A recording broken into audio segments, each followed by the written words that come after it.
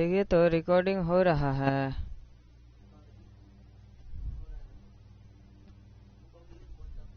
फिर लिखे थे वो किधर भाग गया पता नहीं। वो तो सेव था पहले का, अभी स्टार्ट किए हैं, लिखल था इस पर। अच्छा वो मिट जाएगा तो हैं? पहले जो लिखला हुआ था सो मिट जाएगा। हम्म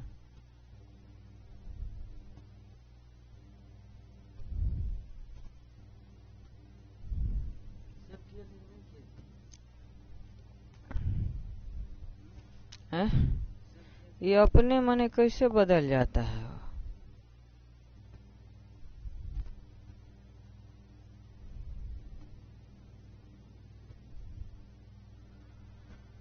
हमको लगता है माउस जो है ना चिन्ह छोड़ दिए हैं, यही काम कर रहा है।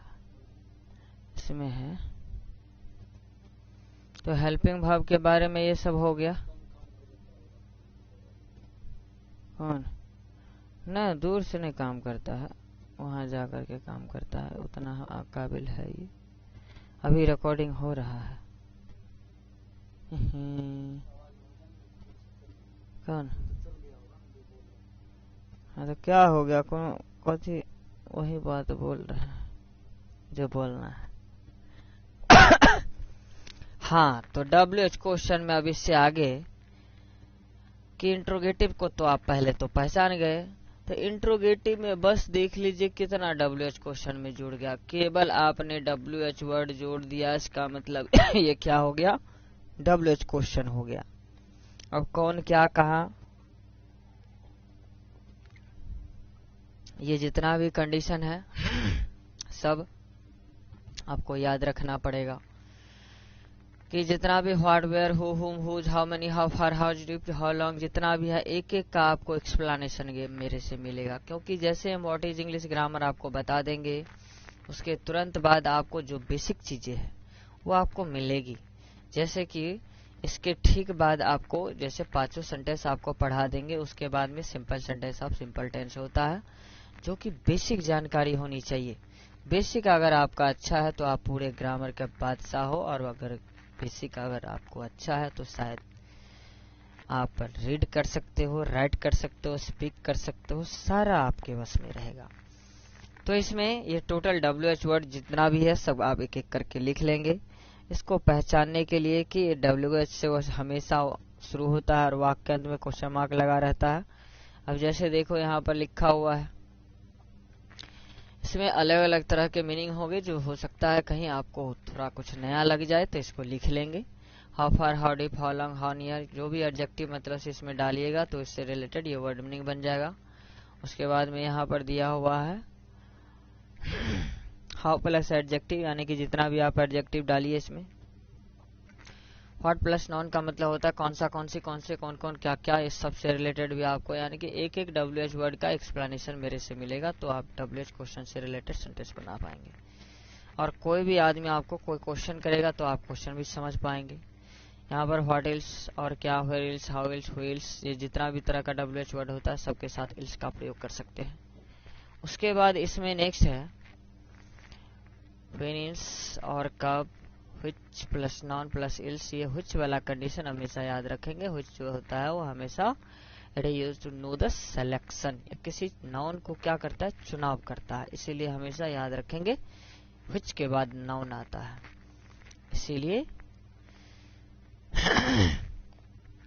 जैसे कि कोई कहेगा कि तुम किस कॉलेज में पढ़ते हो या तुम कौन कॉलेज में पढ़ते हो, तो यहाँ क्या हो रहा है, सिलेक्शन की बात हो रही है। सिंस व्हेन मतलब कब से, इसका प्रयोग केवल प्रेजेंट परफेक्ट कंटीन्यूअस या पास्ट परफेक्ट कंटीन्यूअस में भी दो ही में कर सकते हैं। क्योंकि सिंस का प्रयोग आपने कहाँ सीखा है, तो या तो आप प्रेजेंट परफेक्ट कंटीन्यूअस में पढ़े हैं या तो पास्ट परफेक्ट कंटीन्यूअस में। स्ट्रक्चर इसका आप देख सकते हैं कि WH वर्ड हो गया, helping verb, subject, main verb plus object. Example नीचे में दिया हुआ है, व्हाट इज योर फादर, तुम्हारे पिताजी क्या है, तुम्हारे पिताजी क्या करते हैं, तुम्हारे पिताजी का पेशा क्या है, ये एक्सप्लेनेशन एक WH वर्ड। उसके बाद यहाँ पर आ गए हम इंट्रोगेटिव के बाद इम्पेरेटिव सेंटेंस में। इंपेरेटिव सेंटेंस में आपको याद रखना है ग्रुप अबाउट दैट एक्सप्रेस और एडवाइस रिक्वेस्ट, यानी कि इंपेरेटिव सेंटेंस जो है यह किन चीजों को, 3 चीजों को एक्सप्रेस करता है, जो कि क्या बता रहा है इसमें, पहला ऑर्डर है, एडवाइस है, रिक्वेस्ट है। तो पहला ऑर्डर में दिया हुआ है main verb plus noun pronoun plus full stop, तो इसको याद रखना है।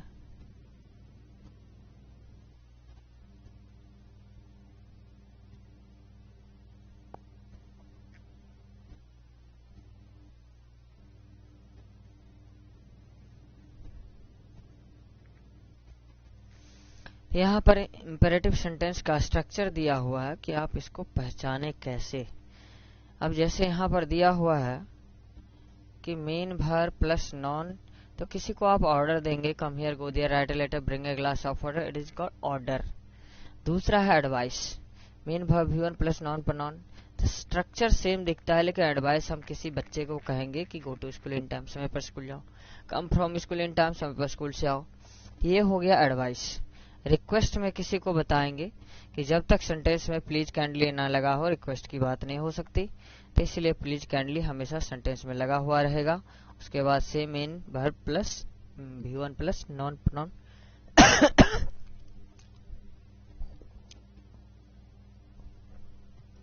अब इसमें नेक्स्ट है रिक्वेस्ट में प्लीज काइंडली, जैसे किसी को अगर मंच पर बुलाते हैं कि please come on this stage and से समथिंग अबाउट दिस टॉपिक, कृपया इस मंच पर आइए और कुछ बोलिए। तो इस तरह से आप इसे समझ सकते हैं। नेक्स्ट है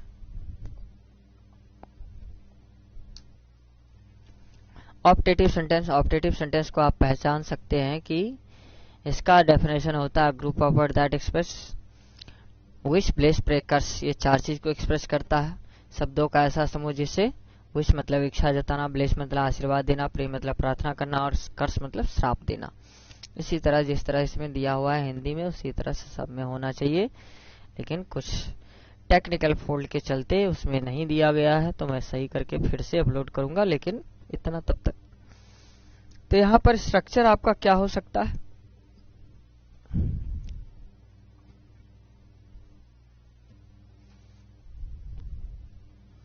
स्ट्रक्चर में यहां पर दिया जा रहा है ऑप्टेटिव सेंटेंस में कि यह हमेशा MAY में से स्टार्ट होता है और वाक्य के अंत में एक्सक्लामेशन मार्क लगा रहता है। पहचानने का यह सबसे बेहतर तरीका, ये 2 चीज को देख लीजिए और समझ जाइए कि यह ऑप्टेटिव सेंटेंस है। एग्जाम्पल सामने आपको दिया हुआ है, मे गॉड हेल्प यू, ईश्वर तुम्हारी मदद करे। तो यहाँ पर क्या हो सकता है, ईश्वर की बात जब ये है इसका मतलब यहाँ पर प्रे की बात हो रही है, तो प्रे हो जाएगा। दूसरा नंबर है मे यू लिव लॉन्ग, तुम्हारी आयु लंबी हो, तो कोई आपके आयु की बात कर रहा है, इसका मतलब आपको क्या कर रहा है, ब्लेस कर रहा है। उसके बाद कहते हैं may you pass in matric exam, तुम 10वीं में पास हो जाओ। कोई 10वीं में पास करने की बात कर रहा है, इसका मतलब वो आपके लिए विश कर रहा है। इस तरह से इसको पहचान सकते। नेक्स्ट कहता है कि may you die of cholera, तुम कोरोना मतलब से कोलेरा से मर जाओ, काला ज्वर से मर जाओ, तो इसका मतलब क्या हो गया, कोई श्राप दे रहा है, तो कर्स हो जाएगा, कर्स। और कहता है गॉड गिव यू पीस, कभी कभी ये सेंटेंस जो है गॉड शब्द से स्टार्ट हो जाता है, इससे हम समझ जाएंगे कि ये सेंटेंस ऑप्टेटिव का ही पार्ट है। तो यहाँ पर वाक्य में एक्सक्लामेशन मार्क दिखाई दे रहा है, जो कि ये बता रहा है प्रे को, गॉड गिव यू पीस, ईश्वर तुम्हें शांति दे, प्रे। इस तरह से हम इस सेंटेंस को विश प्लेस प्रे कर्स के अकॉर्डिंग समझ सकते हैं। नेक्स्ट एक्सक्लामेटरी, जो कि लास्ट है, group of word that express choice और वंडर, ये 3 चीज को एक्सप्रेस करता है। 3 चीजों में क्या आ जाता है, सबसे पहले समझेंगे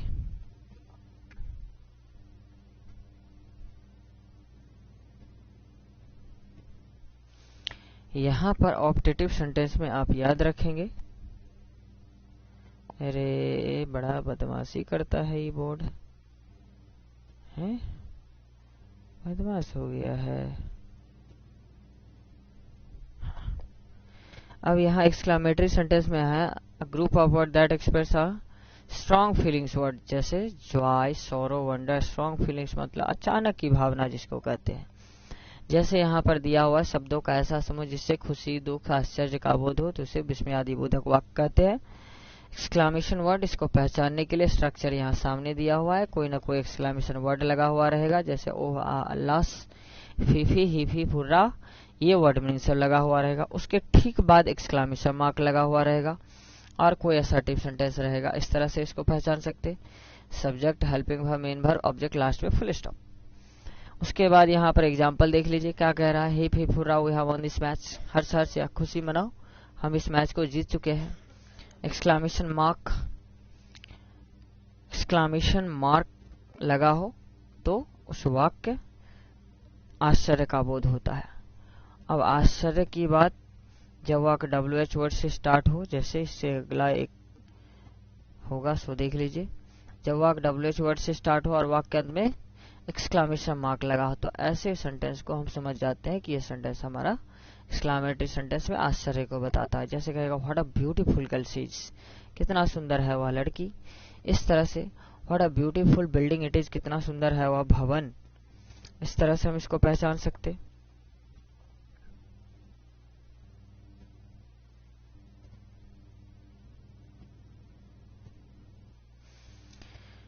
ये बातें यहाँ पर शो कर रहा है। नई बात ये है कि जैसे हमारा जैसा यहाँ पर नाउन होगा, प्रोनाउन होगा, उसी तरह से यहाँ पर नाउन भी होगा। यानी कि गर्ल है तो उसके लिए सी आ गया, बिल्डिंग है तो उसके लिए इट आ गया, और यहाँ पर मैन है इसीलिए उसके लिए ही आ गया। मतलब जैसा नाउन होगा वैसा ही प्रोनाउन हमें दिखाई देगा। लेकिन इसका स्ट्रक्चर हम इस तरह से लिख सकते हैं।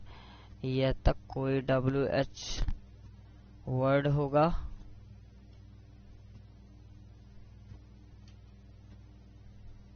उसके बाद ए या एन दोनों में से कोई भी आ सकते हैं, क्योंकि अगर भावेल वाला कंडीशन आ जाए तो आप एन का प्रयोग करेंगे। कोई ना कोई इसके बाद एडजेक्टिव आ जाएगा, उसके बाद कोई नाउन आएगा, उसके बाद कोई प्रोनाउन आएगा, यानी कि उसी नाउन के बदले आने वाले प्रोनाउन, और उसके बाद हेल्पिंग वर्ब जो रहेगा उसके ठीक बाद एक्सक्लामेशन मार्क। इस तरह से हम इस व्हाट इज इंग्लिश ग्रामर के अंतर्गत